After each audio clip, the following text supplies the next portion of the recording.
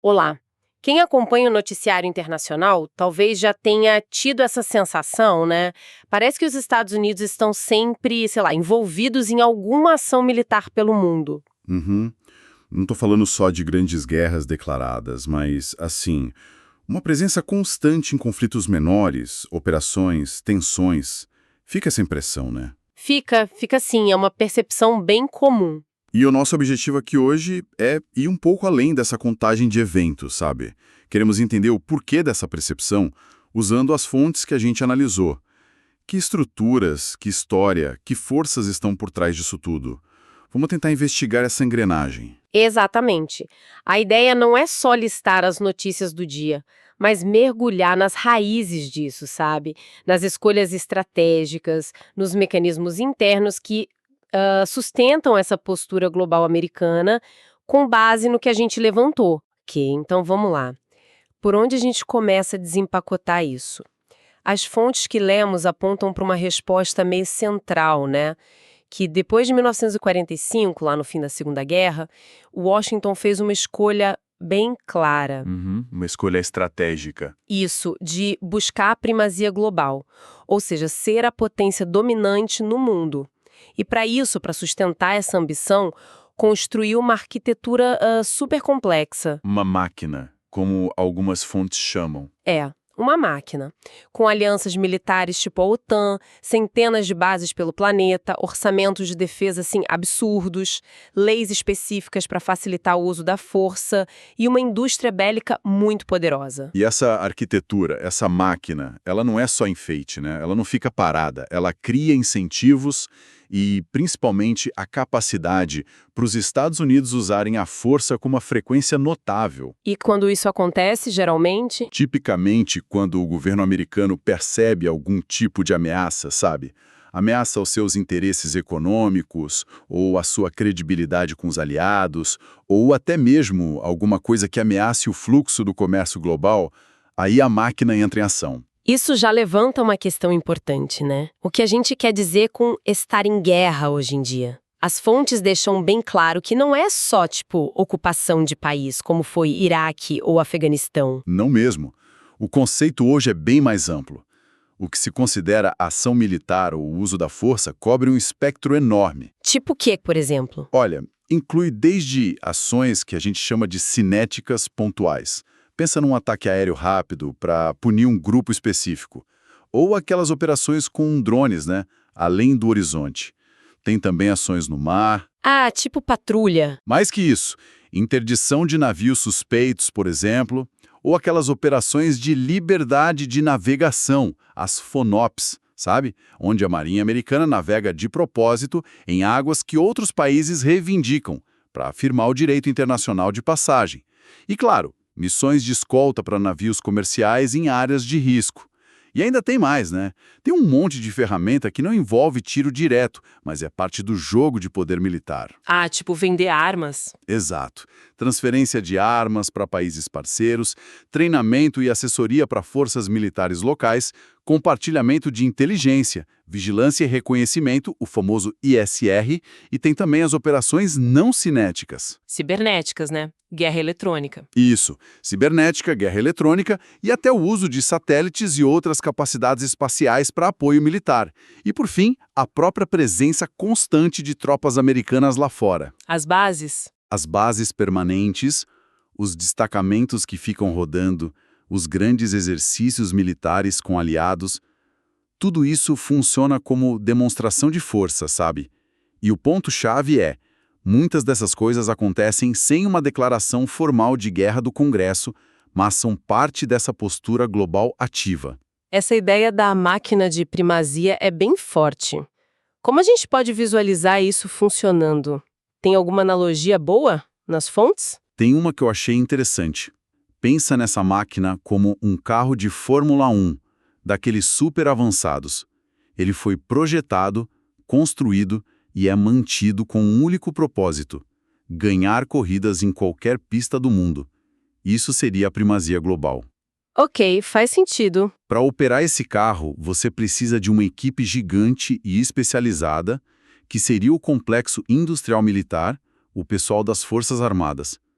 precisa de um orçamento absurdo, o financiamento contínuo, e ele opera com regras próprias, meio que especiais. As leis que você mencionou? Exato. Leis como as AOMFs, aquelas autorizações para usar a força militar e os poderes que a Constituição dá ao presidente na área de defesa, o chamado artigo 2. E esse carro ele está sempre com o motor ligado, pronto para acelerar a qualquer momento. Por causa das bases, da logística. Isso. A capacidade de projetar poder globalmente.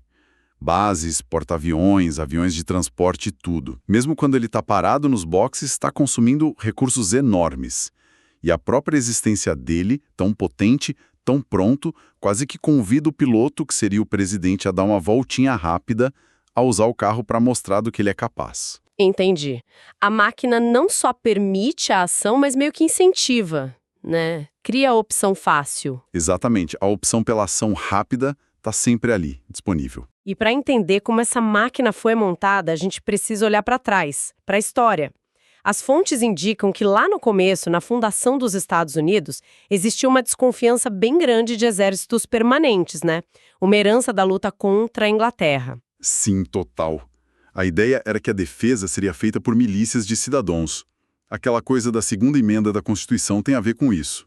Mas essa desconfiança não durou muito, né? Logo cedo já veio um impulso forte de expansão.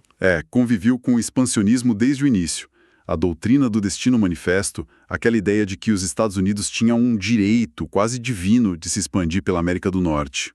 Isso justificou coisas como a compra da Louisiana, a Guerra México-Americana. E as fontes mencionam os episódios complicados aí, tipo o Álamo, a anexação do Texas. Sim. E destacam a complexidade moral disso, né? Porque essa expansão estava diretamente ligada à expansão da escravidão também. E não dá para esquecer das guerras indígenas, que foram extremamente brutais. Little Big Horn, na figura do Custer. Exato, Custer virou um herói controverso. Mas o principal foi a política sistemática de remoção forçada dos povos nativos. E internamente, a Guerra Civil, além de ter sido sobre a União e a escravidão, foi, de ponto de vista militar, o primeiro grande conflito industrial moderno. Testou a capacidade do país de mobilizar gente e recursos de um jeito nunca visto antes. E aí chega o século XX e as coisas mudam de patamar. A Primeira Guerra Mundial parece ser um ponto-chave nessa história. Definitivamente. A Primeira Guerra foi uma ruptura importante. Aquela tradição mais isolacionista de ficar fora das brigas da Europa foi quebrada. Por causa da doutrina Wilson. Isso. A intervenção veio com essa nova justificativa. Os Estados Unidos tinham uma missão de defender valores como democracia e autodeterminação no mundo todo, e a guerra em si forçou uma modernização militar, o uso de propaganda em massa para conseguir apoio popular. Foi ali que a percepção dos Estados Unidos como potência mundial começou a se consolidar de verdade, tanto dentro quanto fora do país. É curioso isso que você falou da memória da guerra, né? Que a Segunda Guerra é muito mais lembrada. Sim, as fontes comentam isso. O memorial da Primeira Guerra lá em Kansas City é bem menos famoso que o da Segunda Guerra em Washington, D.C. Reflete um pouco como a memória coletiva funciona. Falando na Segunda Guerra Mundial, essa sim parece ter sido o evento que cimentou tudo, né? Que montou boa parte da máquina que a gente vê hoje. Sem a menor dúvida. A Segunda Guerra foi um momento decisivo. Foi ali que a superpotência americana se forjou de verdade. A ordem internacional que surgiu depois, ONU em Nova York, Plano Marshall para a Europa e para a influência americana, Banco Mundial e FMI em Washington, tudo isso nasceu nesse contexto. E as bases militares pelo mundo. Exatamente. A guerra levou à criação de uma rede global de bases permanentes. Guam, por exemplo, que é estratégica até hoje, foi construída durante a guerra. O complexo industrial militar, essa parceria entre governo, forças armadas e indústria de defesa, cresceu enormemente.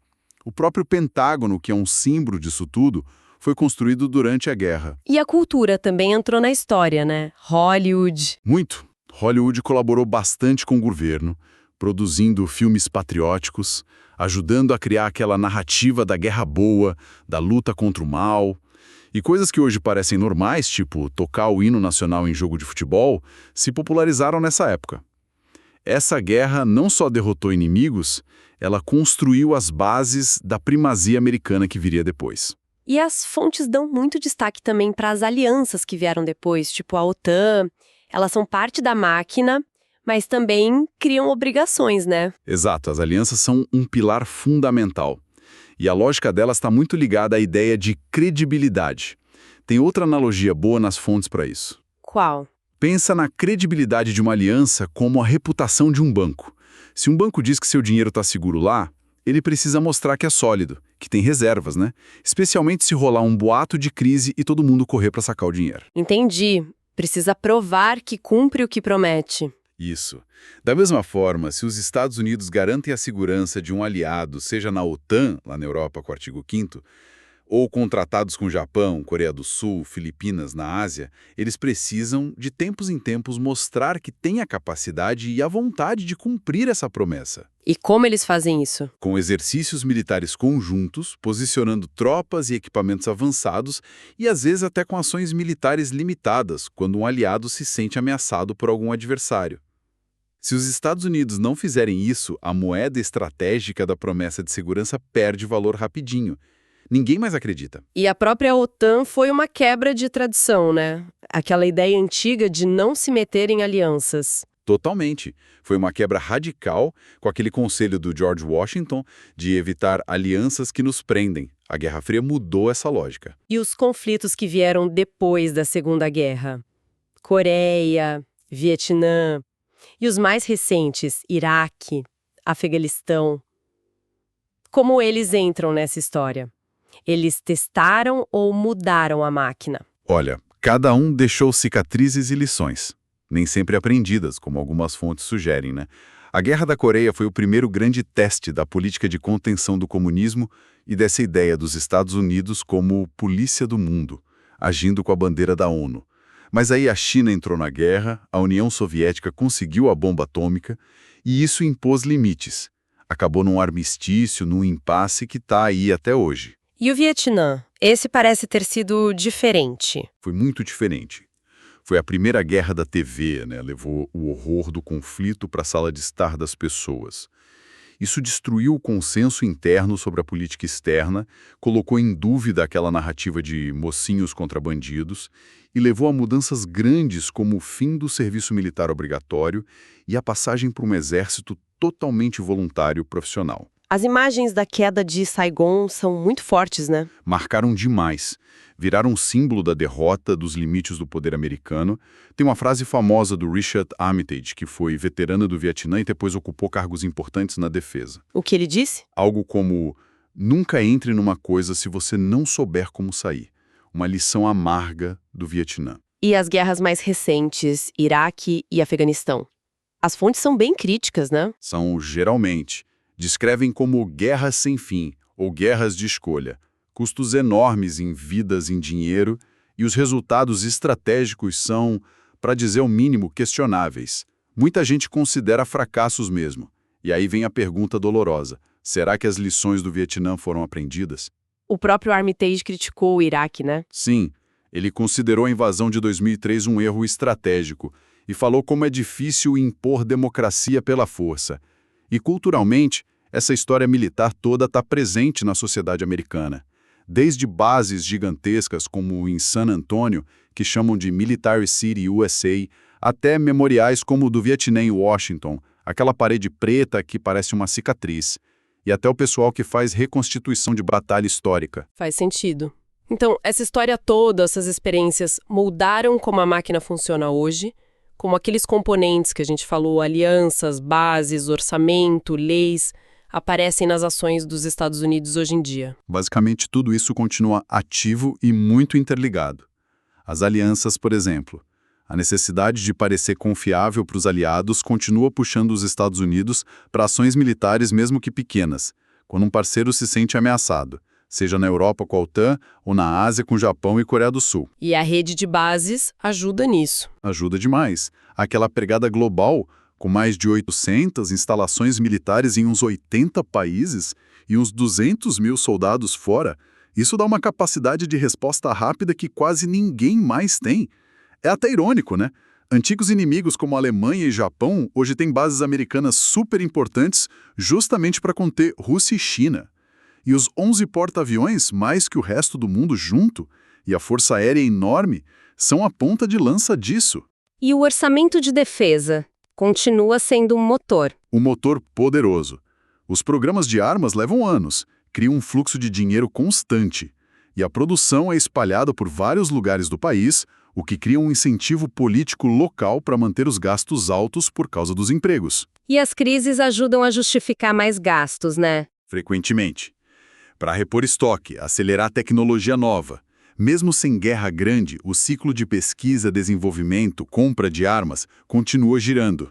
Agora o foco está em mísseis hipersônicos, drones, cyberespaço, inteligência artificial para guerra, espaço, e as leis também facilitam, né? Aquelas AUMFs, especialmente as do pós-11 de setembro, deram uma base legal bem ampla para o presidente agir contra terrorismo em vários lugares, muitas vezes sem precisar voltar para o Congresso toda hora. Isso, junto com os poderes do artigo 2 da Constituição, torna mais fácil fazer essas ações limitadas. Acaba normalizando usar a força como ferramenta. E a geografia?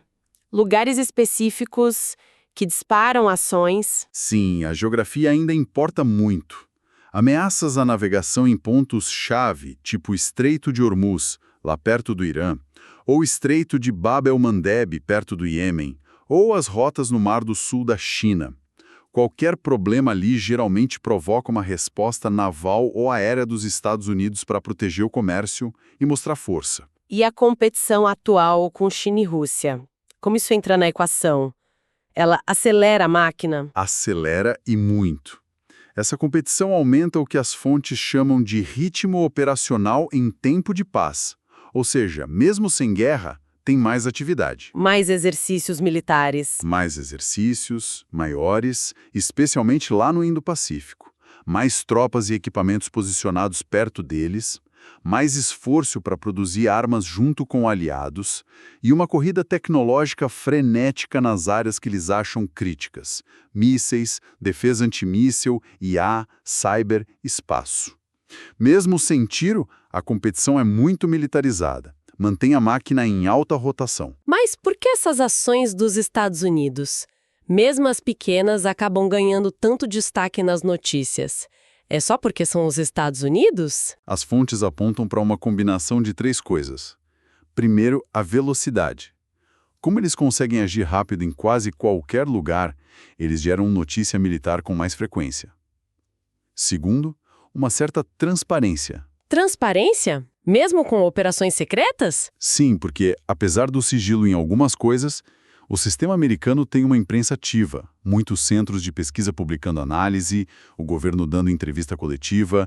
Então, muita coisa acaba vindo ao público, mesmo operações menores. E terceiro, a escala e o impacto. Ah, tipo, mover um porta-aviões faz diferença global. Exato. Mesmo uma ação que parece pequena para eles, tipo mover um grupo de porta-aviões ou impor sanções econômicas, tem um impacto global. Aí vira notícia no mundo todo. Isso tudo dá uma impressão de que a ação é quase automática. Mas as fontes falam que eles também não agem às vezes, né? Existe um lado de contenção, de restrição, que a gente não vê tanto. Existe, e é importante, mas é bem menos visível. A contenção pode ser só presença militar dissuadindo alguém, ou mostrar a bandeira sem atirar. Pode ser usar ações secretas de inteligência em vez de ataque aberto. Ou armar os outros para lutar, né? Isso, armar e assistir. Dar armas e apoio para parceiros locais fazerem a luta direta, o que diminui o risco para os americanos. E claro, tem a pressão econômica com sanções, a diplomacia. Tudo isso é usado para conter adversários. O ponto é que essas coisas raramente dão imagens de TV ou manchete de jornal. Por isso contribuem menos para aquela percepção de sempre em guerra. Entendi. Agora, essa postura toda, essa prontidão, essa frequência de ação, isso tem um preço, né? Quais são os custos, os trade-offs que as fontes mais destacam? E que alternativas estão na mesa? Os custos são enormes e variados. O mais óbvio, claro, é o custo humano. As vidas perdidas, os feridos, militares e civis, o trauma que fica. Depois, o custo financeiro. Os trilhões de dólares. Exato.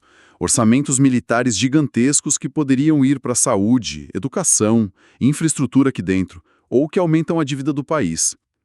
Tem o custo de oportunidade político também. Tempo e foco da liderança em crise lá fora em vez de problema aqui dentro. E o risco de dar errado, né? De escalar. Com certeza, o risco de escalada, um erro de cálculo, um incidente, e pode virar um conflito maior, ainda mais com países que têm arma nuclear, como Rússia e China. E tem a questão da supervisão democrática. A facilidade de agir sem o Congresso? Alguns críticos nas fontes dizem que essa facilidade de fazer ações limitadas acaba driblando um debate público mais sério, o consentimento real do povo e do Congresso e, por fim, a legitimidade internacional. Quando os Estados Unidos agem de um jeito que outros países acham ilegal, isso pode prejudicar a imagem, o soft power. E diante disso tudo, quais são as grandes alternativas que as fontes discutem para essa estratégia de primazia global? Basicamente, o material que a gente viu aponta para 3 grandes linhas de pensamento. A primeira é o balanceamento offshore. A ideia é tirar a maior parte das tropas terrestres da Europa e Ásia, confiar mais no poder naval e aéreo, de longe, e incentivar os países da região a cuidarem mais da própria segurança. Quais as vantagens e desvantagens disso? A vantagem seria cortar custos e evitar se meter em guerra terrestre longa. A desvantagem é que os aliados podem ficar inseguros, achar que os Estados Unidos abandonaram eles e pode ser mais difícil responder rápido a uma crise. A segunda alternativa é a contenção, ou restraint. Essa defende definir os interesses vitais americanos de forma bem mais estreita. Evitar intervir em conflitos que não ameacem diretamente os Estados Unidos, usar a força só em último caso mesmo. O foco seria proteger o território americano e as rotas comerciais principais. E os prós e contras? O pró seria evitar guerras desnecessárias e poder focar mais nos problemas internos. O contra é o risco de criar vácuos de poder que podem ser preenchidos por rivais e talvez encorajar agressões de outros países que achem que os Estados Unidos não vão reagir.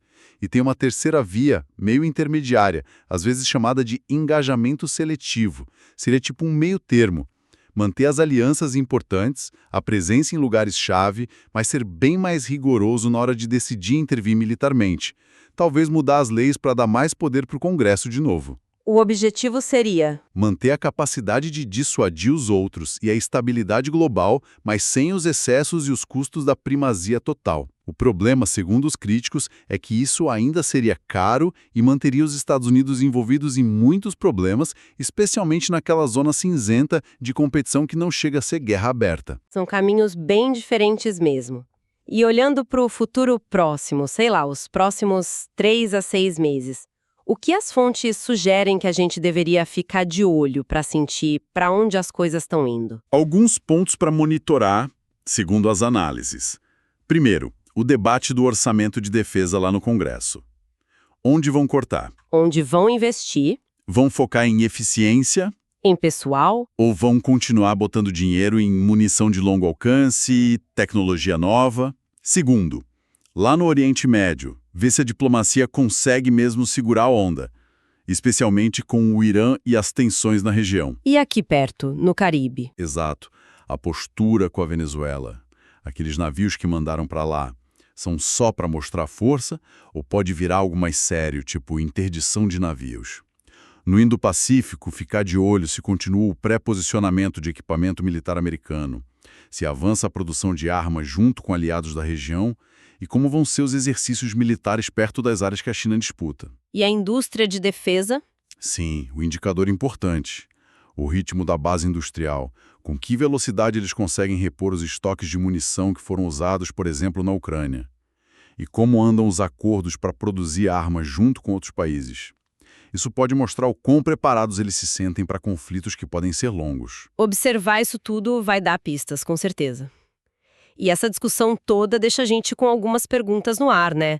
Umas lacunas que as fontes não respondem totalmente. Sim, a análise levanta umas questões bem importantes para a gente pensar.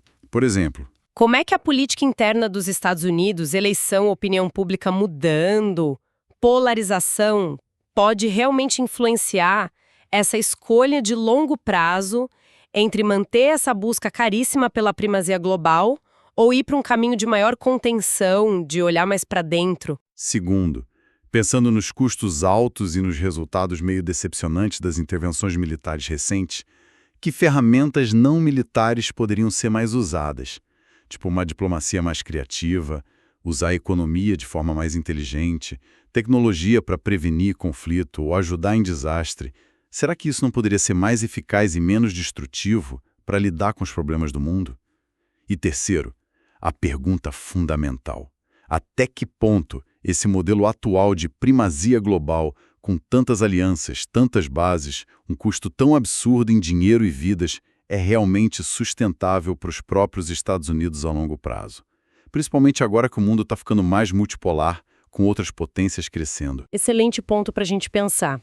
Então, recapitulando nossa conversa, essa sensação de que os Estados Unidos estão sempre em guerra parece vir menos de guerras totais sem parar e mais desse uso frequente e variado da força militar em várias escalas. E esse padrão todo é possível e talvez até incentivado por aquela máquina de primazia global que eles construíram ao longo de décadas, aquele sistema todo de alianças, bases, orçamento, leis, indústria, tudo conectado. Exato. E talvez a ideia final que fica da análise é que essa máquina e o uso dela parecem estar ligados de forma muito profunda à própria maneira como os Estados Unidos se veem e definem o seu papel no mundo desde a Segunda Guerra. A menos que aconteça uma mudança muito grande nessa escolha estratégica principal, sei lá, decidirem ter objetivos mais limitados no mundo ou realmente dividir mais o fardo com os aliados, esse padrão de usar a força militar com frequência, de várias formas, provavelmente vai continuar. É uma dinâmica muito forte, moldada por essa história toda, por pressões políticas internas e pelas mudanças lá fora. Uma análise realmente profunda e cheia de nuances. Agradecemos a quem nos acompanhou nesta exploração detalhada das fontes sobre por que os Estados Unidos parecem estar sempre em ação militar pelo mundo.